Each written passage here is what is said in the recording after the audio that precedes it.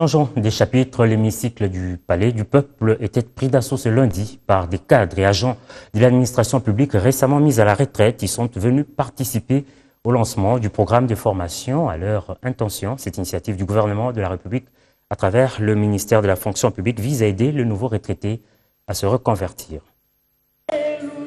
Ils viennent tous récemment à la retraite par ordonnance du chef de l'État. Ces cadres et agents de l'administration publique se sont retrouvés lundi au Palais du Peuple sur rendez-vous du ministère de la fonction publique. Motif, le lancement du programme de formation en vue de leur permettre de se reconvertir. Soyez rassurés que le ministère de la fonction publique,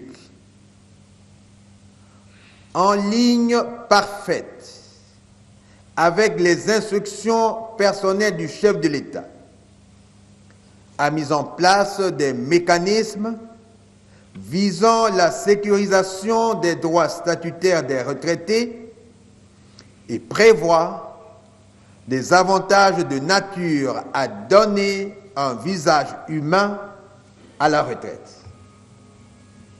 C'est ainsi que la préparation des opérations de mise à la retraite a bénéficié d'un consensus très large grâce à l'implication effective de toutes les parties prenantes à différents niveaux du processus. Avec l'appui de la Banque mondiale, le gouvernement de la République, à travers le Secrétariat national des renforcements des capacités, va offrir à ces retraités une série de formations. Le statut ne permet pas à un fonctionnaire de créer ou de s'activer à des activités commerciales pendant leur fonction. Mais à la fin de leur fonction, de leur carrière, il est possible qu'ils se reconvertissent. Mais pour mieux se reconvertir, il faut disposer des connaissances et des moyens qui permettent à créer des activités génératrices de revenus. Le Sénarec voudrait que chacun des retraités qui sortent d'ici soit capable de gérer les fonds qu'ils vont recevoir du gouvernement.